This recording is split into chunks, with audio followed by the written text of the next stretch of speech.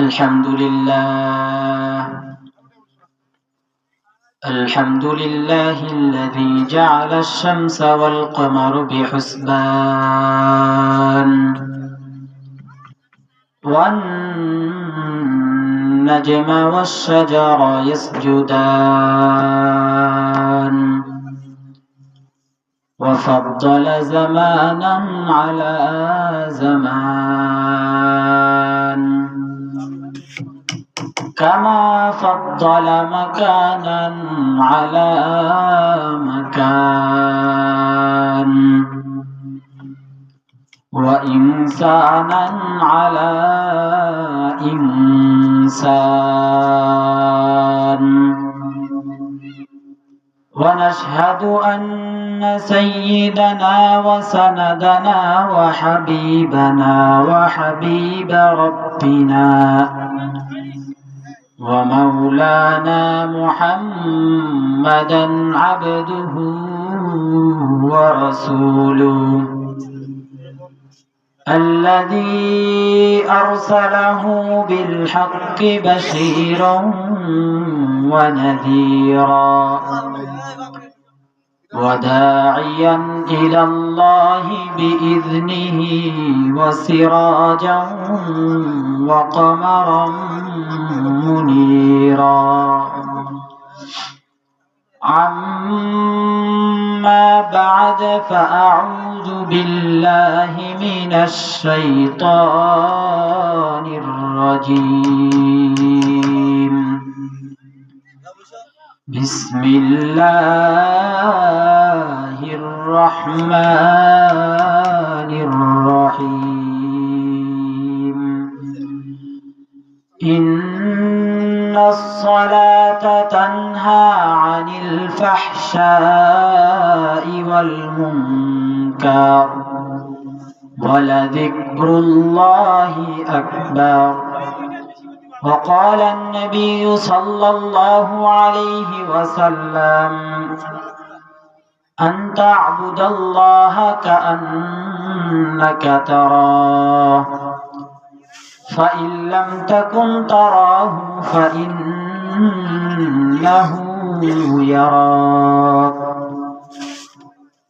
صدق الله المولانا العظيم وصدق رسوله النبي الكريم ونحن على ذلك من الشاهدين والشاكرين والذاكرين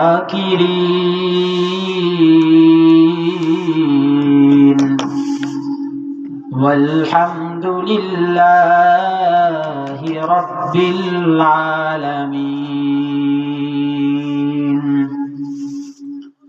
মন মাঝি খবরদার আমার তোরি যেন ভেরে না আমার নৌকা যেন ডোবে না মন মাঝি খবরদার আমার তোরি যেন ভেরে না আমার নৌকা যেন ডোবে না মন মাঝি খবরদার 3.5 হাত নৌকারে মাঝি মন মাঝি রে ঘন ঘন জোড়া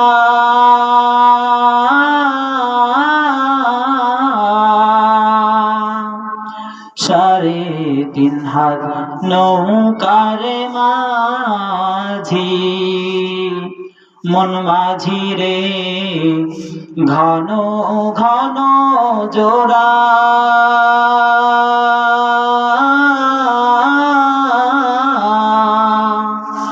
সেই নৌকাটা বাইতে আমার মন মাঝি রে বেলা ডুইবা যায় মন মাঝি খবরদার আমার তরি যেন ভেরে না, আমার নৌকা যেন ডুবে না। মন মাঝি খবরদার।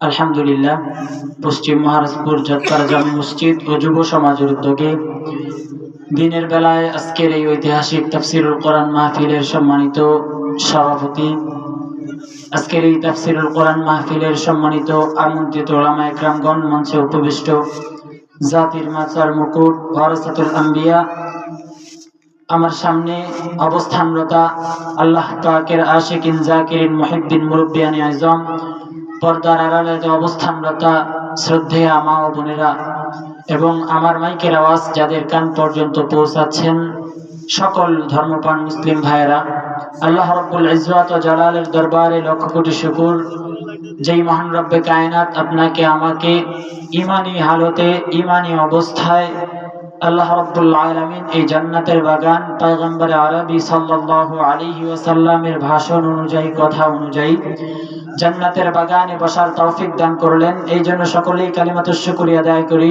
সকলে বলি আলহামদুলিল্লাহ। আল্লাহ রাব্বুল আলামিন কালামে পাকের মধ্যে জানায় দেয়, ওয়ালাকাদ কাররামনা বানি আদম। মুআজ্জাজ হাজিরিন, গভীর মনোযোগ দেন। আল্লাহ তাআলা বলেন, এরে দুনিয়ার বান্দা ভালো করে শোনো, আমি আল্লাহ রাব্বুল আলামিন তোমাকে দুনিয়াতে পাঠাইলাম, তোমাকে সৃষ্টি করলাম। আল্লাহ তাআলা বলেন, ওরে বান্দা শোন, আমি দুনিয়াতে অনেক কিছুই সৃষ্টি করেছি। আমি দুনিয়াতে জিন সৃষ্টি করেছি, ইনসান সৃষ্টি করেছি, এমন অনেক মাখলুক সৃষ্টি করেছি। আমি আল্লাহ রাব্বুল আলামিন আসমান বানাইলাম, আসমান আমার মাখলুক। আমি আল্লাহ জমিন বানাইলাম, জমিন আমার মাখলুক। আমি আল্লাহ চন্দ্র বানাইলাম, চন্দ্র আমার মাখলুক। আমি আল্লাহ সূর্য বানাইলাম, সূর্য আমার মাখলুক। আমি আল্লাহ গাছপালা নদী নালা বানাইলাম, গাছপালা নদী নালা আমি আল্লাহর মাখলুক। ওরে বান্দা শোনো, কিন্তু আমি আসমান বানানোর পর আসমানের শ্রেষ্ঠত্বের ঘোষণা দেই নাই। আমি আল্লাহ জমিন বানানোর পর জমিনের শ্রেষ্ঠত্বের ঘোষণা দেই নাই। আমি আল্লাহ চন্দ্র বানানোর পর চন্দ্রের শ্রেষ্ঠত্বের ঘোষণা দেই নাই। আমি আল্লাহ সূর্য বানানোর পর সূর্যের শ্রেষ্ঠত্বের ঘোষণা দেই নাই। আমি আল্লাহ গাছপালা নদী নালা বানানোর পর গাছপালা নদী নালারে আমি আল্লাহ শ্রেষ্ঠত্বের ঘোষণা দেই নাই। ওরে বান্দা শোনো, আমি আল্লাহ বনি আদম বানাইয়া শ্রেষ্ঠত্বের ঘোষণা দিয়ে সম্মানিত করলাম, বলি সুবহানাল্লাহ। আল্লাহ তাআলা বলেন, ওয়ালাকাদ কাররামনা বানি আদম। এর দুনিয়ার মুসলমান ভালো করে শোনেন, গভীর মনোযোগ দেন। আল্লাহ তাআলা বলেন, আমি বনি আদমকে সম্মানিত করলাম, সম্মানিত বানাইলাম। আমি বনি আদম রে মর্যাদাবান বানাইলাম। পয়গম্বর বলেন, ইন্নাল্লাহা ফাদ্দালানি আলাল আম্বিয়া। পয়গম্বর আমার জানায় দেয়, হাদিসের ভাষায় সুন্দর করে জানায় দেয়, ওরে আমার উম্মতের দল শোনো, আল্লাহ রাব্বুল আলামিন আমি নবীকে, আল্লাহ রাব্বুল আলামিন আমি পয়গম্বরকে অনেক দামি বানাইলেন, দামি বানাইলেন। আমি পয়গম্বরকে সমস্ত পয়গম্বরের চেয়ে সম্মানিত পয়গম্বর বানাইলেন। আমি পয়গম্বরকে সমস্ত আম্বিয়া কিরামের উপর শ্রেষ্ঠত্ব দান করলেন। শুধু কি তাই রে মুসলমান, পয়গম্বর পরের অংশে বলেন, ওয়াফাদ্দালা উম্মতি আলাল উমাম। আমার আল্লাহ শুধু আমাকে শ্রেষ্ঠত্বের মর্যাদা দান করে নাই, আমার আল্লাহ আমার উম্মতদেরকেও সমস্ত উম্মতের উপর শ্রেষ্ঠত্ব দান করেছেন, বলি সুবহানাল্লাহ। মুআজ্জাজ হাজিরিন, আল্লাহ রাব্বুল আলামিন বলেন, এই শ্রেষ্ঠ উম্মত হওয়ার পর, এই শ্রেষ্ঠ নবী পাওয়ার পর, এই শ্রেষ্ঠ কিতাব পাওয়ার পর, এই শ্রেষ্ঠ নিয়ামত পাওয়ার পর, বান্দা তুমি যদি আমি রবের হুকুম আহকাম গুলো মেনে চলতে পারো, বান্দা তুমি যদি আমার রবের, বান্দা তুমি যদি আমি রবের আদেশগুলো মানিয়ে নাও, তুমি যদি আমার রবের, তুমি আমি রবের আদেশগুলো মানার পর তুমি যদি তুমি নবীর সুন্নাত দিয়া আমার হুকুম আহকাম গুলা দিয়া তোমার জিন্দেগিকে সাজাইতে পারো।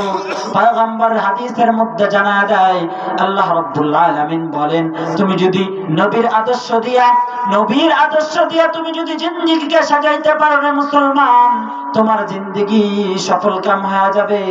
পয়গম্বর বলেন, মান আহাব্বা সুন্নতি ফাকাদ আহাব্বানি ওয়া মান আহাব্বানি কানা মাই ফিল জান্নাহ। হে যুবক, হে বৃদ্ধ বাবা, হে পর্দার মা এবং বোন, গভীর মনোযোগ দেন। পয়গম্বর বলেন, মান আহাব্বা সুন্নতি, যদি কোনো ব্যক্তি শেষ জামানায় কোনো ব্যক্তি আমার সুন্নতকে মহব্বত করে, সুন্নতকে মহব্বত করে, যে সুন্নতকে আঁকড়ায় ধরে, ওয়া মান আহাব্বানি, সেই ব্যক্তি আমার সুন্নতকে মহব্বত করলো না, সেই ব্যক্তি স্বয়ং আমি নবীকেই মহব্বত করলো। বলি সুবহানাল্লাহ। মুআজ্জাজ হাজিরিন, নবীকে মহব্বত করলে কি পুরস্কার, ভালো করে শোনেন। নবীকে মহব্বত করবেন, নবী আল্লাহ রাব্বুল আলামিন আপনাকে কোনো পুরস্কার দিবে না, এরকম তো হইতে পারে না। পয়গম্বর বলেন, যেই ব্যক্তি আমার সুন্নতকে মহব্বত করলো, যেই ব্যক্তি আমার একটা সুন্নতকে আঁকড়ায় ধরলো, আমি নবীর সবথেকে দামি সুন্নত দাড়ি মুখের মধ্যে রাখিয়া দিল। ওরে যুবক, ভালো করে শোনো, তুমি যেই লোকজনের পরে, তুমি যেই মানুষদের আলোচনা, তুমি যেই মানুষদেরকে অনুসরণ করে, তুমি যাদেরকে অনুসরণ করে তোমার দাড়িকে কেটে ফেললা, তুমি যাদেরকে অনুসরণ করে তোমার চুলগুলো মডেলিং করে কাটলা, কসম করে বলতেছি রে মুসলমান, কিয়ামতের দিন আল্লাহ রাব্বুল আলামিন তোমাকে ওই যুবকদের সাথেই উঠাবেন। তারা যদি জান্নাতে যায়, তোমার ঠিকানা জান্নাত, আর যদি তারা জাহান্নামে চলে যায়, তাহলে তোমার ঠিকানা হয়ে যাবে জাহান্নাম। পয়গম্বর বলেন, আল মারউ মা মান আহাব্বা, কিয়ামতের দিন ওই ব্যক্তির সাথে উঠবে যে যাকে মহব্বত করবে। এই জন্য উলামায়ে কেরামগণ ভালো একটা কথা বলেন, যার সাথে যার মহব্বত, তার সাথে তার কিয়ামত। আপনার আমার মহব্বত যদি আলেম ওলামাদের সাথে হয়ে যায়, আপনার আমার মহব্বত যদি আল্লাহ ওয়ালাদের সাথে হয়ে যায়, আপনার আমার মহব্বত যদি ভালো লোকদের সাথে হয়ে যায়, আপনি আমি কামিয়াব হয়ে যাব, আপনার আমার ঠিকানা জান্নাতে হয়ে যাবে। আর আপনার আমার মহব্বত, আপনার আমার বন্ধু যদি খারাপ বন্ধু হয়ে যায়, আপনার আমার বন্ধুত্ব যদি খারাপ লোকজনের সাথে হয়ে যায়, মুআজ্জাজ হাজিরিন, আপনার আমার অবস্থা খুবই খারাপ হয়ে যাবে। পয়গম্বর বলেন, মান আহাব্বা সুন্নতি, যে ব্যক্তি আমি নবীর সুন্নতকে মহব্বত করবে, ওয়া মান আহাব্বা সুন্নতি ফাকাদ আহাব্বানি, সেই ব্যক্তি আমি নবীকেই মহব্বত করলো। এরে বান্দা শোনো, আমি নবীকে মহব্বত করার কি পুরস্কার। নবী বলেন, ওয়া মান আহাব্বানি, আর যেই ব্যক্তি আমি নবীকে মহব্বত করবে, কানা মাই ফিল জান্নাহ, কিয়ামতের দিন আল্লাহ রাব্বুল আলামিন ওই ব্যক্তিকে আমি নবীর সাথে জান্নাতে ঢোকায় দিবেন। বলি সুবহানাল্লাহ। এই জন্য মহব্বত করতে হবে নবীকে, বন্ধু বানাইতে হবে নবীকে, বন্ধু বানাইতে হবে উলামায়ে কেরামকে। মুআজ্জাজ হাজিরিন, আল্লাহ রাব্বুল আলামিন কোরআনুল কারীমের মধ্যে বলেন, ইন্নাস সালাতা তানহা আনিল ফাহশাই ওয়াল মুনকার। এরে বান্দা শোনো, দুনিয়াতে তুমি গুনাহ করে ফেলো, দুনিয়ায় থাকা অবস্থায় তোমার গুনাহ হয়ে যায়, চলতে ফিরতে, উঠতে বসতে, খাইতে ঘুমাইতে, সব অবস্থায় তুমি গুনাহ করো। নবী আমার বলেন, আল্লাহ রাব্বুল আলামিন কালামে পাকের মধ্যে জানায় দেয়, ওরে বান্দা শোনো, তুমি গুনাহ থেকে কিভাবে বাঁচবা। গুনাহ থেকে বাঁচার উপায় আল্লাহ রাব্বুল আলামিন বলেন, ইন্নাস সালাতা তানহা আনিল ফাহশাই ওয়াল মুনকার। যদি কোনো ব্যক্তি, যদি কোনো বান্দা, আমার কোনো উম্মত, আমার কোনো বান্দা যদি 5 ওয়াক্ত নামাজ আমি বান্দার উপর ফরজ করেছি, বলেন কয় ওয়াক্ত নামাজ ফরজ? 5 ওয়াক্ত নামাজ আল্লাহ রাব্বুল আলামিন আমাদের উপর ফরজ করে দিয়েছে। আল্লাহ তাআলা বলেন, এরে বান্দা শোন, এই 5 ওয়াক্ত নামাজ যদি তুমি ভালো করে আদায় করতে পারো, এই 5 ওয়াক্ত নামাজকে যদি তুমি সুন্দরভাবে আঁকড়ে ধরতে পারো, এই 5 ওয়াক্ত নামাজকে তুমি যদি ভালো করে তাকবীরুল্লাহর সহিত খুশুর সহিত আদায় করতে পারো, আল্লাহ রাব্বুল আলামিন বলেন ওই বান্দা সমস্ত প্রকার গুনাহের কাছ থেকে বাইচা যাবে। বলি সুবহানাল্লাহ। তাহলে গুনাহের কাছ থেকে যদি আপনি আমি বাঁচতে চাই, গুনাহ থেকে যদি আপনি আমি পানা চাই, গুনাহ থেকে যদি আপনি আমি বিরত থাকতে চাই, তাহলে আপনার আমার কাজ কি? 5 ওয়াক্ত নামাজের ইহতিমাম করা। কি বলেন? 5 ওয়াক্ত নামাজের ইহতিমাম করা। যদি আপনি আমি 5 ওয়াক্ত নামাজকে ভালোভাবে আদায় করে নিতে পারি, 5 ওয়াক্ত নামাজকে যদি গুরুত্ব সহকারে আদায় করতে পারি, আল্লাহ রাব্বুল আলামিন বলেন যদি কোনো বান্দা 5 ওয়াক্ত নামাজকে ভালোভাবে আদায় করতে পারে, ওই বান্দা সমস্ত প্রকার ফায়সা কাজ থেকে বিরত থাকতে পারবে। বলে সুবহানাল্লাহ। মুআজ্জাজ হাজিরিন, নামাজ কেমনে পড়বেন, কেমন ভাবে আদায় করবেন? নবী আমার বলেন, এরে বান্দা শোনো, তুমি নামাজ কেমনে পড়বা, নামাজ কেমনে আদায় করবা? এক হাদিসের মধ্যে নবী বলেন, তুমি এমন ভাবে নামাজ পড়বা যেইভাবে নামাজ পড়তে আমাকে দেখেছো। নবী আমার জানায় দেয়, তোমরা কেমনে নামাজ পড়বা রে বান্দা, ওরে আমার উম্মতের দল কেমনে নামাজ পড়বে? বা আনতা আবুদাল্লাহ, এমন ভাবে আল্লাহর আনুগত্য করবা, এমন ভাবে আল্লাহর জন্য নামাজে দাঁড়াইবা। আনতা আবুদাল্লাহ, এমন ভাবে আল্লাহর অনুগত্য করার জন্য দাঁড়ায় যাইবা কাআন্নাকা তারা, জানে তুমি না আল্লাহ রাব্বুল আলামিনকে দেখে দেখে নামাজ পড়ছো। আফা ইল্লাম তাকুন তারাহু, আর বান্দা তুমি যদি ওই অবস্থায় না যাইতে পারো, তোমার যদি ওই রকম মনে না হয়, তুমি যদি আল্লাহকে দেখতে না পারো, কাআন্নাকা তারা, তাহলে তুমি এতটুকু মনে করো আমি আল্লাহকে দেখি না, কিন্তু আল্লাহ রাব্বুল আলামিন আমি বান্দাকে দেখছেন, আমি নামাজ আদায় করছি। তা পয়গম্বর বলেন, আনতা আবুদাল্লাহ, এমন ভাবে আল্লাহর আনুগত্য করতে হবে, এমন ভাবে নামাজে দাঁড়ায় যাইতে হবে, এমন ভাবে আল্লাহর সামনে দাঁড়ায় যাইতে হবে কাআন্নাকা তারা, যেন আমি আল্লাহকে দেখছি। ফাইল্লাম তাকুন তারাহু, যদি আমি আল্লাহকে না দেখি, ফাইল্লাম তাকুন তারাহু ফাইন্নাহু ইয়ারা, আমি আল্লাহকে দেখছি না ঠিক আছে, কিন্তু আমার আল্লাহই তো আমারে দেখছেন। কি বলেন? আল্লাহ আমাদেরকে দেখছেন। যদি আপনার আমার নামাজ নবীজির এই হাদিসের মতো হয়ে যায়, আপনার আমার নামাজ যদি নবীজির এই হাদিসের সাথে মিলে যায়, তাহলে ওই নামাজ আপনাকে আমাকে সমস্ত প্রকার ফাহিশা কাজ থেকে বিরত রাখবে। আর যদি আপনি আমি নামাজের মধ্যে গুরুত্ব না দেই, আপনার আমার নামাজ যদি নামাজের মতো না হয়ে যায়, তাহলে সারা জীবন নামাজ পড়তে পড়তে যদি কপালের মধ্যে দাগ বসায় ফেলি, সারা জীবন নামাজ পড়তে পড়তে যদি কপালের মধ্যে দাগ হয়ে যায়, ওই নামাজ আপনাকে আমাকে ফাহিশা কাজ থেকে বিরত রাখতে পারবে না। এই জন্য নামাজ পড়তে হবে সাহাবায়ে কেরামদের মতো, নামাজ পড়তে হবে পয়গম্বরের মতো। কিভাবে নামাজ পড়েছেন আমার নবী, কিভাবে নামাজ পড়েছেন সাহাবায়ে কেরাম? সাহাবায়ে কেরামরা যখন নামাজে দাঁড়ায় যাইতেন, মরুর প্রান্তরে যখন সাহাবায়ে কেরামরা সফরে নেমে যাইতেন, মরুভূমিতে যখন সফর করা শুরু করতেন, মসজিদ থাকতো না, নামাজের স্থান থাকতো না, মরুভূমির মধ্যে নামাজে দাঁড়ায় যাইতেন, মরুভূমির মধ্যে নামাজে দাঁড়ায় যাইতেন, এমন ভাবে নামাজে দাঁড়াইতেন, মরুভূমির সমস্ত পাখিরা, মরুভূমির পাখিরা এসে সাহাবায়ে কেরামদের মাথার মধ্যে বসতো, শরীরের মধ্যে বসতো। পাখিরা এই মনে করতো যে এটা কোনো মানুষ নয়, এটা হচ্ছে গাছ। আল্লাহু আকবার। তাহলে তাদের নামাজ কেমন ছিল? আর আমাদের নামাজ যদি মশাও বসে, নামাজ বাতাকে মশা মারে। কি বলেন? তো ভাই, আপনার আমার নামাজ যদি এমন হয়, আপনার আমার নামাজ যদি সাহাবায়ে কেরামদের নামাজের মতো না হয়, তাহলে বলেন তো ওই নামাজকে আপনাকে আমাকে ফাহিশা কাজ থেকে বিরত রাখতে পারবে? কুচ্ছিন কালেও পারবে না। এই জন্য ভাই মেরে দোস্ত আর বুজুর্গ, সাইয়েদনা হযরত আলী রাদিয়াল্লাহু তাআলা আনহুর একটা ঘটনা শোনায় দেই। সাইয়েদনা হযরত আলী রাদিয়াল্লাহু তাআলা আনহু এক যুদ্ধের ময়দানে যুদ্ধ করতে করতে এক বিষাক্ত তীর সাইয়েদনা আলীর পিঠে ঢুকে গেলেন। এত তীব্র ব্যথা, এত তীব্র বেদনা, প্রচন্ড ব্যথা, প্রচন্ড বেদনা। সাইয়েদনা হযরত আলী রাদিয়াল্লাহু তাআলা আনহু চিৎকার করে কান্না করতে লাগলেন, এত তীব্র ব্যথা বেদনা। সাহাবায়ে কেরাম যারা ছিলেন, সাথী সঙ্গে যারা ছিলেন, সাইয়েদনা হযরত আলী রাদিয়াল্লাহু তাআলা আনহুর পিঠ থেকে তীর খোলার জন্য যখনই যায়, তখনই হাউমাউ করে কান্না করে। এত ব্যথা, এত বেদনা, ওই তীরের এত ব্যথা। সাইয়েদনা আলী যখনই তার পিঠ থেকে তীরটা খুলতে যায়, হাউমাউ করে কান্না করেন।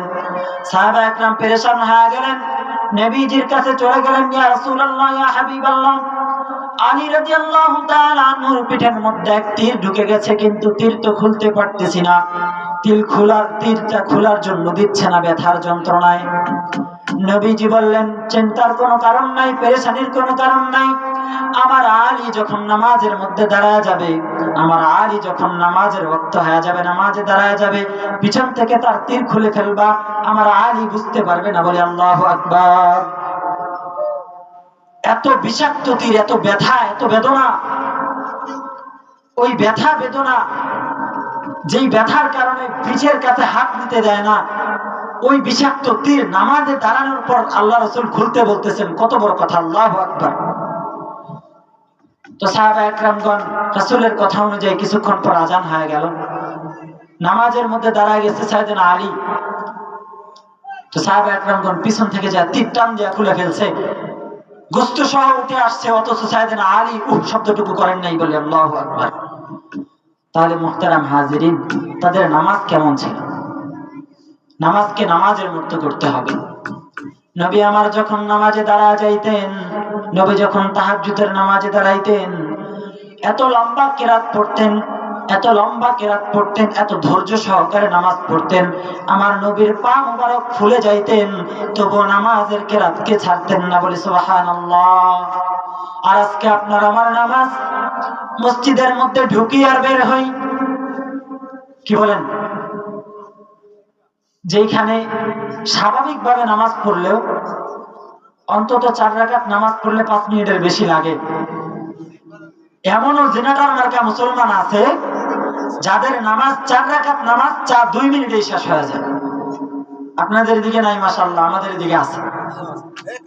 মুআজ্জাজ হাজিরিন, এই জন্য ভালো করে শুনেন, নবী আমার বলেন, মান আহাব্বা সুন্নতি ফাকাদ আহাব্বানি ওয়া মান আহাব্বানি কানা মাই ফিল জান্নাহ। নবী আমার বলেন, যেই ব্যক্তি আমার একটা সুন্নতকে মহব্বত করবে, যেই ব্যক্তি আমার একটা সুন্নতকে মানবে, একটা সুন্নতকে আঁকড়ে ধরবে, ওই ব্যক্তি আমি নবীকেই মহব্বত করলো, নবীকেই ভালোবাসলো। ওরে যুবক ভাই, পায়ে হাত দিয়া বলি, রে যুবক, তুমি যাদের মায়ায় পড়ে, যাদের মহব্বতে পড়ে, যাদেরকে ভালোবেসে তোমার চুলকে মডেলিং করে কাটতেছো, যাদেরকে ভালোবেসে তোমার দাড়িকে ক্লিন সেভ করতেছো, আল্লাহ না করুক ওই ব্যক্তিগুলা যদি জাহান্নামে যায়, তোমার আমার ঠিকানা ওই ব্যক্তিদের সাথে পয়গম্বরের কথা অনুযায়ী জাহান্নাম হয়ে যাবে। আল্লাহ আমার বলেন, জাহান্নাম কেমন হবে, জান্নাত কেমন হবে? আল্লাহ রাব্বুল আলামিন জান্নাতের বিবরণ দিতে যায় বলেন, আমি আল্লাহর বানানো জান্নাত এমন হবে, আমি আল্লাহর বানানো জান্নাত, আমি আল্লাহ আমার মুমিন বান্দাদের জন্য যে জান্নাতকে বানায় রাখছি, ওই জান্নাত কেমন হবে বান্দা জানুনি? ওরে বান্দা জানুনি আমার জান্নাত কেমন হবে? আল্লাহ রাব্বুল আলামিন বলেন, আমি যে জান্নাতে আমার একটা মুমিন বান্দাকে ঢুকায় দিব, ওই জান্নাত এতটাই প্রশস্ত হবে, ওই জান্নাত এতটাই বড় হবে, এই দুনিয়ার 10টা দুনিয়ার সমান আমার বান্দার জান্নাত হয়ে যাবে, বলি সুবহানাল্লাহ। শুধু কি তাই, শুধু কি তাই? ওরে মুসলমানি বান্দা, গভীর মনোযোগ দেন, ভালো করে শুনেন। আল্লাহ রাব্বুল আলামিন বলেন, আমি বান্দাকে যেই জান্নাতে ঢুকায় দিব, দুনিয়াতে আমার বান্দা যদি কোনো ভালো সুস্বাদু খাবার খাইতে চায়, তার জন্য তার কত কষ্ট করতে হয়, ওই খাবারটা বানানোর জন্য কত কষ্ট করে তারপরে খাইতে হয়, কথা বলেন ঠিক নেই? সুস্বাদু খাবার খাইতে মন চাইলে কষ্ট করতে হয় না? কত কষ্টই না করতে হয়। মুসলমানি ভাইরা আমার, গভীর মনোযোগ দেন। আল্লাহ তাআলা আমার বলেন, ওরে বান্দা, আমি আমার জান্নাতি বান্দাদেরকে এমন নিয়ামত দান করব, আমার বান্দা যখন জান্নাতের মধ্যে যাবে, আমার বান্দা যখন জান্নাতের মধ্যে প্রবেশ করবে, আমার বান্দা জান্নাতের মধ্যে প্রবেশ করার পর তার অন্তরটা ঠান্ডা হয়ে যাবে। শুধু তাই নয়, শুধু তাই নয়, অন্তর ঠান্ডা হয়ে যাবে তাই নয়, আল্লাহ তাআলা বলেন, আমি বান্দাকে যে জান্নাতের মধ্যে ঢুকায়া দিব, প্রবেশ করায়া দিব, ওই জান্নাতটা এমন জান্নাত হবে, যে জান্নাতে আমার বান্দা যাওয়ার পর, আমার বান্দা যদি কোনো কিছু খাইতে চায়, শুধু আমার বান্দা দিল থেকে ইচ্ছা পোষণ করবে, আল্লাহ যদি এটা খাইতে পারতাম। আমার সামনে দিয়ে একটা পাখি উড়ে যাচ্ছে, আমার বান্দা ওই পাখির ভুনা খাওয়ার জন্য ইচ্ছা করছে, আমার আল্লাহ এমন জান্নাতে আপনাকে আমাকে মুমিন বান্দাকে ঢুকায়া দিবেন। আমার আল্লাহ বলেন, ওই বান্দা ইচ্ছা পোষণ করার সঙ্গে সঙ্গে আমি আল্লাহ ফেরেশতাদের মাধ্যমে ওই পাখিকে ভুনা করে ওই বান্দার সামনে উপস্থিত করব, বলি সুবহানাল্লাহ। মুআজ্জাজ হাজিরিন, শুধু কি তাই, শুধু কি তাই? আল্লাহ তাআলা বলেন, ফিহা আনহারুম মিন মাইন গায়রি আসিন। আল্লাহ রাব্বুল আলামিন জানাবেন, জান্নাতি ব্যক্তিদের জান্নাতের মধ্যে এমন একটা নহর থাকবে, যেই পানির নহর স্বচ্ছ নহর। দুনিয়াতে আপনি যদি পানির ব্যবস্থা করতে যান, কত ফিট নিচে পানি পাইপ কাটতে হয়, কি বলেন? কত ব্যবস্থাই না করতে হয়। আল্লাহ তাআলা বলেন, কিয়ামতের দিন আল্লাহ রাব্বুল আলামিন বলেন, জান্নাতের মধ্যে আমি আমার বান্দাদেরকে এমন নিয়ামত দান করব, জান্নাতের মধ্যে আমার বান্দাদেরকে এমন পানির নহর দান করব, দুনিয়ার পানি যদি আপনি কিছুদিন রেখে দেন, 1 মাস 2 মাস যাওয়ার পর দেখবেন পানিটা নষ্ট হয়ে যাবে, ঠিক নেই? নষ্ট হবে কিনা? কিছুদিন পরে পানি নষ্ট হয়ে যাবে। আমি আমার জান্নাতি বান্দাদেরকে এমন পানি দান করব, এমন পানির নহর দান করে দিব, যেই পানি জিন্দেগিতেও নষ্ট হয়ে যাবে না। আমার বান্দা ওইখান থেকে পানি পান করলে বান্দার অন্তরটা ঠান্ডা হয়ে যাবে। সুবহানাল্লাহ। শুধু কি তাই রে মুসলমান? আল্লাহ তাআলা কি শুধু পানির নহর দিবেন? না না না, আল্লাহ তাআলা বলেন ফিহা আনহারুম মিন মাইন গায়রি আসিন ওয়া আনহারুম মিন লাবানিন লাম ইয়াতাগায়্যার তা'আমু। আল্লাহ রাব্বুল আলামিন বলেন আমি বান্দাকে শুধু পানির নহর দিব না, আমি বান্দার ওই জান্নাতের মধ্যে দুধের নহর দিয়া দিব। দুনিয়াতে আপনি আমি দুধ খাইতে মন চাইলে কিনে খাইতে হয়, আল্লাহ তাআলা জান্নাতে বান্দাদের জন্য দুধের নহর দিয়া দিবেন। বলি সুবহানাল্লাহ। কেমন দুধের নহর দিবেন ভালো করে শোনেন। আল্লাহ তাআলা বলেন কেমন দুধের নহর আমি আমার বান্দাদেরকে দিব। দুনিয়ার কোন দুধ, দুনিয়ায় যে দুধ পাওয়া যায়, এই দুধ যদি আপনি আমি 1 মাস 2 মাস 1 সপ্তাহ রেখে দেই, তাহলে এই দুধটা নষ্ট হয়ে যাবে, কিন্তু দুধের স্বাদটা নষ্ট হয়ে যাবে। যদি নষ্ট নাও হয়, ফ্রিজের মধ্যে রাখলে কিছুদিন পর ওই দুধের স্বাদটা থাকবে। নষ্ট হবে কিনা? দুধের স্বাদ নষ্ট হয়ে যাবে।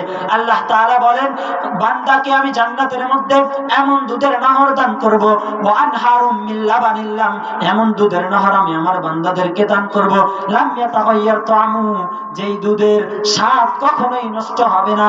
জিন্দেগীর পর জিন্দেগি, বছরের পর বছর, মাসের পর মাস থাকলেও যুগের পর যুগ ওই দুধের নহর থেকে যাবে, কিন্তু ওই দুধের নহরের স্বাদ কখনো পরিবর্তন হবে না। বলি সুবহানাল্লাহ। মুআজ্জাজ হাজিরিন, জান্নাতে সকলে যাইতে চাই, জান্নাতে যাওয়ার কাজ করি না, কি বলেন? জান্নাতে সকলে যাইতে চাই, জান্নাতে যাওয়ার জন্য যে কাজগুলো আপনার আমার করা দরকার করি না। আপনি যদি কারো কাছ থেকে কোনো কিছু আশা করেন, আপনি যদি বক্তার কাছ থেকে ভালো আলোচনা আশা করেন, বক্তার সাথে আপনার কথা বলতে হবে, কি বলেন? আপনি যদি চেয়ারম্যানের কাছ থেকে কোনো কিছু আশা করেন, তাহলে ওই চেয়ারম্যানের কথা আপনাকে শুনতে হবে, ঠিক না? আপনি যদি কোনো মেম্বারের কাছ থেকে কিছু আশা করেন, তার কাছ থেকে তার কথা মতো আপনার চলতে হবে। আপনি যদি আপনার সন্তানের কাছ থেকে ভালো ব্যবহারের আশা করেন, আপনার সন্তানকে আগে ভালো ব্যবহার শিক্ষা দিতে হবে, ঠিক নেই? তো এই জন্য আপনি আমি যদি জান্নাত চাই, তাহলে জান্নাতে যাওয়ার জন্য কাজ করা লাগবে কি লাগবে না বলেন? এমন মুসলমান হয়ে গেছি আমরা এমন মুসলমান হয়ে গেছি, জান্নাতে যাইতে চাই, জান্নাতে যাওয়ার তামান্না আপনার আমার দিলের মধ্যে সকলেরই আছে, কিন্তু কথা হইল জান্নাতে যাওয়ার কাজের ক্ষেত্রে আপনি আমার গাফিলতি। এই জন্য শিল্পী বলেন কেমন মুসলমান তুমি, কেমন মুসলমান, নামাজের সাথে নাই পরিচয়, মানো না কোরআন, তুমি কেমন মুসলমান, কেমন মুসলমান তুমি, কেমন মুসলমান। মুসলমান দাবি করলে তার জন্য নামাজ অপরিহার্য, নামাজ পড়াই লাগবে। যদি কোনো ব্যক্তি মুসলমান দাবি করে, ওই ব্যক্তি যদি নামাজ না পড়ে, তাহলে বুঝতে হবে তার ঈমান ঠিক নাই। চিল্লা বলেন ঠিক কিনা? নবী আমার বলেন বাইনার রাজুলি ওয়া বাইনাল কুফরি ওয়াশ শিরকি তারকুস সালাহ। আমরা এমন এক যুগের মধ্যে এসে উপনীত হয়েছি, এই যুগের মধ্যে বিধর্মী ধর্মের লোক কেউ দেখবেন দাড়ি রাখে, বিধর্মী ধর্মের লোকদের কেউ দেখবেন পাঞ্জাবি পরে, কিন্তু আপনি আমি এমন কপার পরা মুসলমান, আপনি আমি কালেমা পড়ার পর মুসলমান হওয়ার পরেও আপনার আমার মুখে দাড়ি নাই, ঠিক নেই? তো নবী কি বলেন? নবী বলতেছেন তুমি মুসলমান আর কাফেরের মাঝে পার্থক্য কিভাবে করবা, মুসলমান আর কাফেরকে কিভাবে চিনবা? নবী বলেন বাইনার রাজুলি ওয়া বাইনাল কুফরি ওয়াশ শিরকি, মুসলমান এবং কাফের মুশরিকদের মাঝে একটাই পার্থক্য, তারকুস সালাহ। বান্দা মুসলমান হওয়ার পরেও যদি নামাজকে ছেড়ে দেয়, বান্দা মুসলমান হওয়ার পরেও যদি নামাজ না পড়ে, বান্দা মুসলমান হওয়ার পরেও যদি নামাজকে ছেড়ে দেয়, তাহলে তার মাঝে আর মুশরিকের মাঝে কোনো পার্থক্য নেই। দেখেন কত বড় কঠিন কথা। আপনি আমি ঈমানদার, আপনি আমি যদি নিজেকে ঈমানদার দাবি করি, আপনাকে আমাকে নামাজ পড়া লাগবে। তাই জন্য শিল্পী বলেন কেমন মুসলমান তুমি, কেমন মুসলমান, নামাজের সাথে নাই পরিচয়, মানো না কোরআন, তুমি কেমন মুসলমান, কেমন মুসলমান তুমি, কেমন মুসলমান। তুমি রমজান এলে রাখো না রোজা, দিনকে করো আঘাত, পয়সা করির নেই তো অভাব, দাও না তো যাকাত। এরকম মুসলমান আছে না নাই? আছে না নাই? তো যারা এরকম মুসলমান বুঝবেন তাদের ঈমান ঠিক নাই। কেউ যদি ঈমানদার বলে দাবি করে, কেউ যদি ঈমান আনে, তাকে নামাজ পড়তে হবে, তার উপর ফরজ যে রোজা আছে রোজা আদায় করতে হবে, সামর্থ্য থাকলে তাকে হজ করতে হবে, তাকে যাকাত দিতে হবে।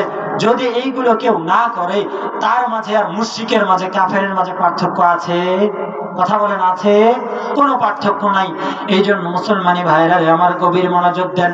আপনি আমি যদি জান্নাতে যাইতে চাই, আপনি আমি যদি জান্নাতের আশা বুকের মধ্যে লালন করি, আপনাকে আমাকে আল্লাহর আনুগত্য করা লাগবে, আল্লাহর দাসত্ব করা লাগবে। মুহতারাম হাজিরিন, মুসলমান ভাইরা আমার গভীর মনোযোগ দেন। আল্লাহ তাআলা বলেন, আমি জিন এবং ইনসানকে সৃষ্টি করেছি, আমি জিন এবং ইনসানকে দুনিয়ার মধ্যে প্রেরণ করেছি শুধুমাত্র একমাত্র আমি রবের ইবাদত করার জন্য। দুনিয়াতে আসার পর আপনি আমি আল্লাহর নিয়ামত পেয়েছি, দুনিয়াতে আসার পর আপনি আমি আল্লাহর রবের আনুগত্য করি না, দাসত্ব করি না। কিন্তু আল্লাহ রাব্বুল আলামিন আপনাকে আমাকে 24 ঘন্টা নিয়ামত দ্বারা ভরপুর করে রাখছেন, ঠিক নি বলেন? অন্য অন্য নবীদের উম্মতদেরকে, অন্য অন্য নবীদের উম্মতরা যদি গুনাহ করত, বেশি গুনাহ করলে তাদেরকে আযাব দিয়ে ধ্বংস করা দিত। কি বলেন? কথা বলেন, এরকম হইতো না? অন্য অন্য নবীদের উম্মতদেরকে আযাব দিয়ে ধ্বংস করে দিত। আল্লাহর অবাধ্যতা করলে তাদের রিজিক বন্ধ হয়ে যাইত। কিন্তু এমন নবীকে পেয়েছি, এমন নবীর উম্মত হয়েছে রে মুসলমান।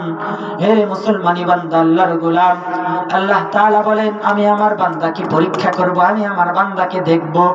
আমার বান্দা এখন ফিরে নাই, আমার বান্দা এখন গুনাহ করেছে, গুনাহ থেকে ফিরে আসে নাই, সমস্যা নাই, আমি বান্দাকে আরো সুযোগ দিলাম। আবার গুনাহ করেছে, ফিরে আসে নাই, সুযোগ দিলাম। আল্লাহ রাব্বুল আলামিন এইভাবে আপনাকে আমাকে সুযোগ দিতেই থাকে। এইভাবে আপনাকে আমাকে সুযোগ দিতে দিতে আল্লাহ তাআলা আপনাকে আমাকে সুযোগ দেয়।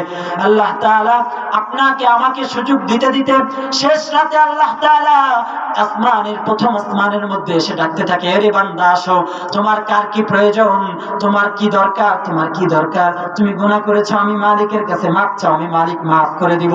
তুমি পেরেশানির মধ্যে আছো, তুমি ঋণগ্রস্ত হয়ে আছো, তোমার টাকার প্রয়োজন, আমি মালিকের কাছে চাও, আমি দিয়া দিব।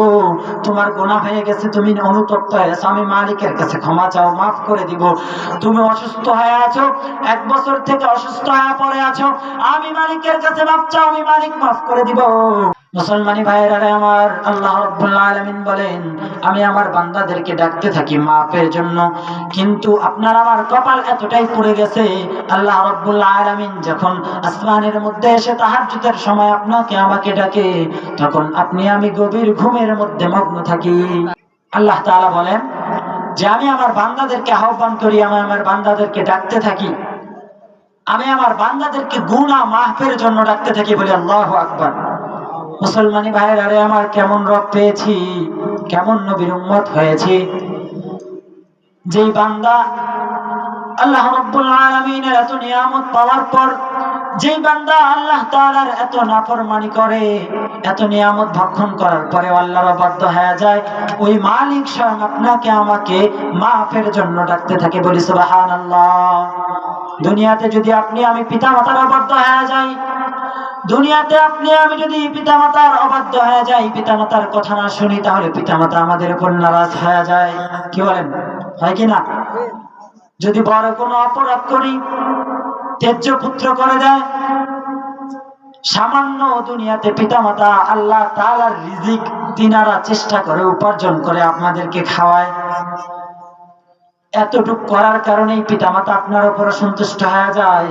মুআজ্জাজ হাজিরিন, ভালো করে বুঝেন, ভালো করে শুনেন, যেই আল্লাহ আপনাকে আমাকে দুনিয়াতে পাঠাইছেন, যেই আল্লাহ আপনাকে আমাকে নিঃশ্বাস নেওয়ার তৌফিক দান করলেন, যেই আল্লাহ আপনাকে আমাকে মহব্বত করে 2টা চক্ষু দান করলেন, যেই আল্লাহ মহব্বত করে আপনাকে আমাকে সুস্থ মস্তিষ্ক দান করলেন, যে আল্লাহ আপনাকে আমাকে মহব্বত করে সচল 2টা পাও দান করলেন, যে আল্লাহ আপনাকে আমাকে মহব্বত করে 2টা হাত দান করলেন, যে আল্লাহ মহব্বত করে আপনাকে আমাকে একটা জিহ্বা দান করলেন স্বাদ নেওয়ার জন্য, যে আল্লাহ মহব্বত করে আপনাকে আমাকে কত সুন্দর করে দাঁত দিলেন, ওই আল্লাহর অবাধ্য করার পরেও আল্লাহ রাগ হয় না, আল্লাহ বান্দাকে ফালায়া দেয় না। আল্লাহ রাব্বুল আলামিন বান্দাদেরকে মাফের জন্য তৈরি থাকে, বলি সুবহানাল্লাহ। मेरे भाई मेरे दोस्त बुजुर्गो, এমন রব পেয়েছি। আল্লাহ তাআলা আমাদেরকে এমন নিয়ামত দান করেছেন। আল্লাহ তাআলা আমাদের সব থেকে শ্রেষ্ঠ নিয়ামত দান করেছেন আমরা মুসলিম। আল্লাহ তাআলা সর্বপ্রথম আমাদেরকে মুসলিম হিসেবে জন্মগ্রহণ করাইছেন। আল্লাহ তাআলা আপনাকে আমাকে শ্রেষ্ঠত্ব দান করেছেন। আল্লাহ তাআলা শ্রেষ্ঠ নবী দিয়েছেন। আল্লাহ তাআলা শ্রেষ্ঠ কিতাব দিয়েছেন। আল্লাহ রাব্বুল আলামিন আপনাকে আমাকে শ্রেষ্ঠ নবী বানাইছেন, শ্রেষ্ঠ নবীর উম্মত বানাইছেন। আল্লাহ তাআলা এমন নবীর উম্মত বানাইছেন যেই নবী জান্নাতে যাওয়া আগ পর্যন্ত একজন নবীও জান্নাতে যাইতে পারবে না। সুবহানাল্লাহ। তাহলে মুমিন বুঝেন আল্লাহ তাআলা আমাদেরকে কত নিয়ামত দিয়েছে, অসংখ্য নিয়ামত দান করছেন আল্লাহ। আল্লাহ রাব্বুল আলামিন আয়া কোরআনুল কারীমের মধ্যে বলেন, কুল্লাউ কানাল বাহরু মিদাদান লিকালিমাতি রাব্বি, দুনিয়ার সমস্ত গাছপালাগুলোকে যদি কলম বানানো হয়, দুনিয়ার সমস্ত নদী নালা সাগর পর্বতের পানিগুলোকে যদি কালি বানানো হয়, কুল্লাউ কানাল বাহরু মিদাদান লিকালিমাতি রাব্বি লানাফিদাল বাহর, সমস্ত পানি শেষ হয়ে যাবে, তবু আল্লাহ রাব্বুল আলামিনের নিয়ামতের শুকরিয়া, আল্লাহ রাব্বুল আলামিনের রহমত লিখে শেষ করা যাবে না। বলে সুবহানাল্লাহ। তাহলে বুঝেন আপনাকে আমাকে আল্লাহ কত রহমত দান করছেন। আল্লাহ তাআলা আপনাকে আমাকে কত সৌভাগ্যবান বানাইছেন। আল্লাহ তাআলা আপনাকে আমাকে কত নিয়ামত দান করছেন। মেরে ভাই দোস্ত বুজুর্গ, এই নিয়ামতের শুকরিয়া আপনার আমার করা খুবই জরুরি। আপনি আমি এতটাই গাফেল, আপনি আমি এতটাই আল্লাহর নিয়ামত থেকে পিছু হয়ে গেছি, দূরে চলে গেছি। এখন আপনি আমি নিয়ামত আদায় করি মানুষ ভিত্তিক, ঠিক নিগণ কথা বলেন। এখন আপনাকে আমাকে যদি কেউ কিছু দান করে, ওই ব্যক্তির অনুগত হয়ে যায় আমরা। তো এই জন্য ওই ব্যক্তি যে আপনাকে আমাকে কিছু দিল, এটা কার সম্পদ? আল্লাহর সম্পদ। এই মাল কার? আল্লাহ। ওই ব্যক্তি দিয়েছে উসিলা মাত্র। আল্লাহ তাআলা ওই ব্যক্তিকে ওই কাজের জন্যই নিয়োগ দিয়েছেন। পয়গম্বর বলেন, আলা কুল্লুকুম রাঈন ওয়া কুল্লুহুম মাসউলুন আন রাইয়াতিহি, তোমরা প্রত্যেককেই প্রত্যেকের জায়গা থেকে দায়িত্বশীল। কিয়ামতের দিন আল্লাহ রাব্বুল আলামিন তোমাদের প্রত্যেককেই প্রত্যেকের দায়িত্ব সম্পর্কে জিজ্ঞাসিত করবেন। তুমি এই এলাকার চেয়ারম্যান, তুমি এই চেয়ারম্যান, আল্লাহ রাব্বুল আলামিন তোমাকে চেয়ারম্যানই দায়িত্ব দিয়েছেন। তোমার এলাকার, তোমার ইউনিয়নের সমস্ত মানুষ সম্পর্কে আল্লাহ তাআলা কিয়ামতের দিন তোমাকে জিজ্ঞাসাবাদ করবেন। তুমি এই ওয়ার্ডের মেম্বার, কিয়ামতের দিন আল্লাহ রাব্বুল আলামিন তোমার এই ওয়ার্ডের লোকজন সম্পর্কে তোমাকে জিজ্ঞাসাবাদ করবেন। তুমি এই ওয়ার্ডের লোকজনের সমস্ত হকগুলো আদায় করলা কি করলা না। তুমি এই মাদ্রাসার মুহতামিম, তুমি এই মাহফিলের পরিচালক, তুমি এই এলাকার পরিচালক, তোমাকে এই এলাকা সম্পর্কে জিজ্ঞাসাবাদ করা হবে। তুমি এই এলাকার হক আদায় করলা কি করলা না। তুমি তোমার পরিবারের অভিভাবক, তুমি তোমার পরিবার সম্পর্কে কিয়ামতের দিন জিজ্ঞাসিত হবে। আল্লাহ তাআলা তোমাকে কিয়ামতের দিন তোমার পরিবার সম্পর্কে জিজ্ঞাসা করবেন। তুমি তোমার পরিবারের হক আদায় করলা কি করলা না। কিয়ামতের দিন আল্লাহ রাব্বুল আলামিন স্বামীকে জিজ্ঞাসাবাদ করবেন, তুমি তোমার স্ত্রীর হক আদায় করলা কি করলা না। কিয়ামতের দিন আল্লাহ রাব্বুল আলামিন স্ত্রীকে জিজ্ঞাসাবাদ করবেন, তুমি তোমার স্বামীর হক আদায় করলা কি করলা না। কিয়ামতের দিন আল্লাহ রাব্বুল আলামিন পিতাকে জিজ্ঞাসাবাদ করবেন, তুমি তোমার সন্তানের হক আদায় করলা কি করলা না। কিয়ামতের দিন আল্লাহ রাব্বুল আলামিন সন্তানকে জিজ্ঞাসাবাদ করবেন, তুমি তোমার পিতামাতার হক আদায় করলা কি করলা না। কিয়ামতের দিন ভাইকে জিজ্ঞাসাবাদ করবেন, তুমি তোমার ভাইয়ের হক আদায় করলা কি করলা না। এইভাবে আল্লাহ রাব্বুল আলামিন প্রত্যেকটা মানুষকেই প্রত্যেক জায়গায় দায়িত্বশীল হিসাবে পাঠাইছেন, প্রত্যেকটা মানুষকেই প্রত্যেক জায়গার দায়িত্ববান করে পাঠাইছেন। কিয়ামতের দিন প্রত্যেকটা দায়িত্ব সম্পর্কে আপনাকে আমাকে জিজ্ঞাসিত হতে হবে। এই জন্য মুআজ্জাজ হাজিরিন, সমস্ত জায়গায় আপনি আমি দায়িত্বশীল। আপনি আপনার পরিবারের অভিভাবক, কিয়ামতের দিন আল্লাহ আপনার পরিবার সম্পর্কে জিজ্ঞাসা করবে। কিয়ামতের দিন আল্লাহ বলবে, তুমি তোমার পরিবারের হক আদায় করছো কি করো নাই। যদি হক আদায় করো আলহামদুলিল্লাহ, না হলে আপনার আমার ধরা খাইতে হবে। আপনি সন্তান জন্ম দিয়েছেন, আপনি সন্তানের বাবা হয়েছেন, কিয়ামতের দিন আল্লাহ বলবেন, তুমি তোমার সন্তানকে সৎ পথে চলাইছো কি চলাও নাই। তুমি তোমার সন্তানকে সুশিক্ষা দিছো কি দাও নাই। যদি দিয়ে থাকেন মাশাআল্লাহ আলহামদুলিল্লাহ, আর যদি না দেন আপনাকে আমাকে আটক হয়ে যেতে হবে। কিয়ামতের দিন যেদিন সন্তানেরা জাহান্নামে চলে যাবে, আল্লাহ রাব্বুল আলামিন সন্তানদেরকে জাহান্নামের ফয়সালা করে দিবে। আল্লাহ তাআলা বলবেন, এরে সন্তান তুমি জাহান্নামে যাও, দুনিয়াতে তুমি আমার নাফরমানি করে ফেলেছো, আমি আল্লাহর পক্ষ থেকে আজকে তোমার জাহান্নামের ফয়সালা হয়ে গেছে, যাও যাও তুমি জাহান্নামে চলে যাও। কিয়ামতের দিন ওই সন্তান দাঁড়ায় বলবে, আল্লাহ জাহান্নামে যাওয়ার আগে আমার একটা কথা আছে, জাহান্নামে যাওয়ার আগে আমার একটা আবদার আছে। আপনি দুনিয়াতে আমার পিতাকে দান করেছিলেন, কিন্তু আমার পিতা তো আমাকে সুশিক্ষায় শিক্ষিত করে নাই, আমার পিতা আমাকে সুশিক্ষায় শিক্ষিত করে নাই। কোন দিকে চললে ভালো হবে, কোন দিকে চললে আপনার পথ অনুসরণ করে চলতে পারবো, আমার পিতা আমাকে জানায় নাই, আমার পিতা আমাকে ফরজিয়াত গুলো শিক্ষা দেয় নাই, আমার পিতা আমাকে ভালো ভালো কাজগুলো শিক্ষা দেয় নাই, নামাজ কিভাবে আদায় করতে হবে আমার পিতা আমাকে শিক্ষা দেয় নাই। এত সুন্দর করে আপনি আপনার সন্তানকে বড় করে তুললেন, এত সুন্দর করে আপনি আপনার সন্তানের ভবিষ্যৎ রেখে গেলেন, কিন্তু কিয়ামতের দিন আপনার সন্তানকে যদি আপনি দুনিয়াতে আপনার সন্তানকে যদি আপনি সুশিক্ষা দিয়ে না যাইতে পারেন, আল্লাহ রাব্বুল আলামিন কিয়ামতের দিন ওই সন্তানের ওসিয়ত গ্রহণ করে সর্বপ্রথম আপনাকে জাহান্নামে দিয়ে দিবে, সর্বপ্রথম আপনাকে জাহান্নামে দিয়ে দিবে। এই জন্য মেরে ভাই দুস্থ বুজুর্গ, আপনার আমার যে সন্তান আছে, সন্তানদেরকে সুশিক্ষায় শিক্ষিত করা আপনার আমার ঈমানি দায়িত্ব এবং কর্তব্য। আল্লাহ রাব্বুল আলামিন আপনাকে আমাকে এই দায়িত্ব দিয়ে পাঠাইছেন।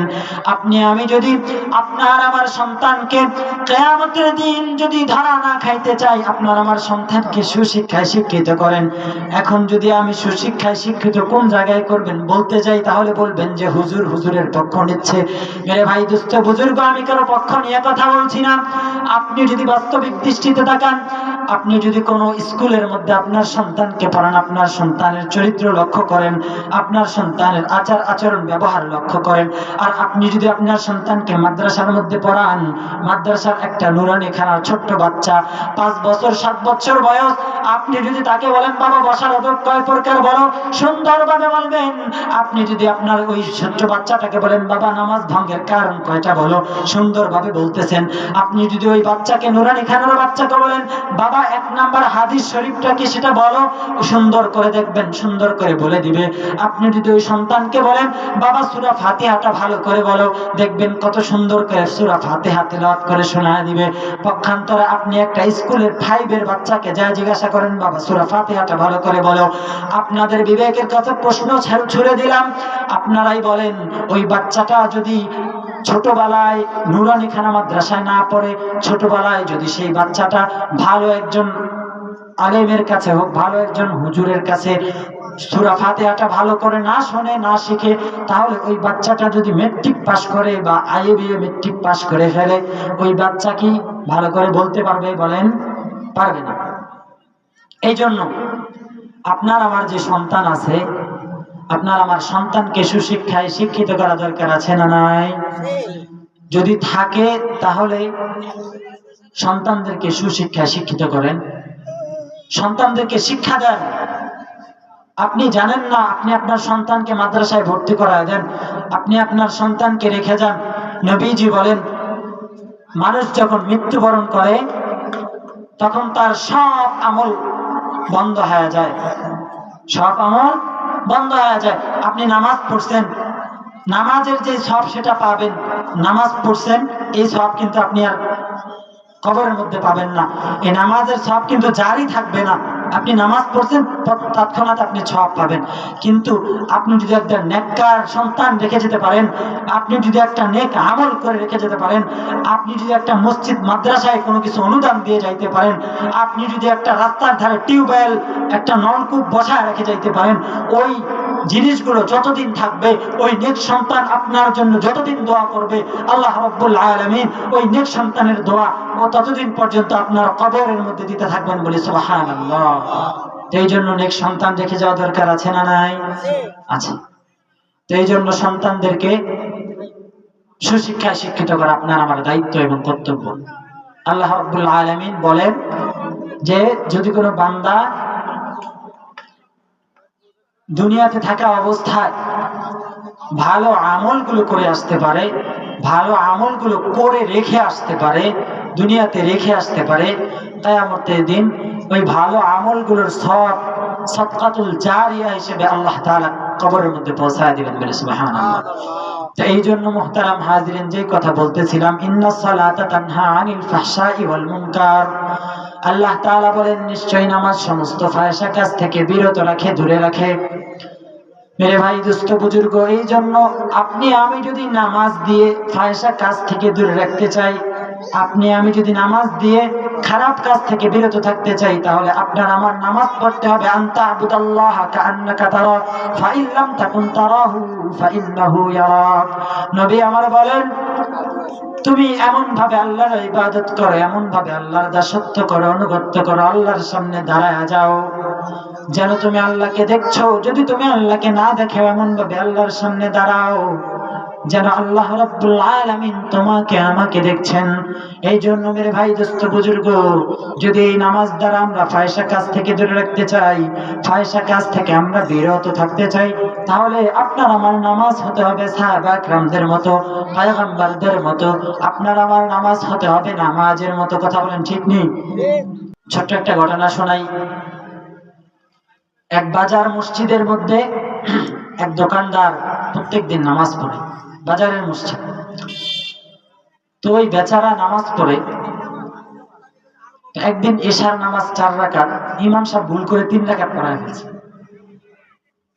তো কেউ কোনো লোকমা দিল না, ভুল ধরল না। ওই ব্যক্তি পিছন থেকে বলতেছেন, হুজুর আপনার ভুল হয়েছে, নামাজ ভুল হয়েছে, আজকে নামাজ হয়নি। ইমাম সাহেব বুঝতে পারে নাই কি ভুল হয়েছে। ইমাম সাহেব তো বুঝতেছেন যে আমার সূরা কেরাত সব ঠিক আছে, তাহলে ভুল কি? তো এই ব্যক্তি ডাক দেয়া বলেন, হুজুর আপনি আজকে 3 রাকাত নামাজ পড়ছেন, কেমনে?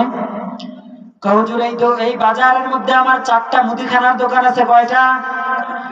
প্রত্যেকদিন 4 রাকাত নামাজের মধ্যে আমি 4টা দোকানের কর্মচারীর হিসাব করি, কাকে কয় টাকা বেতন দিব।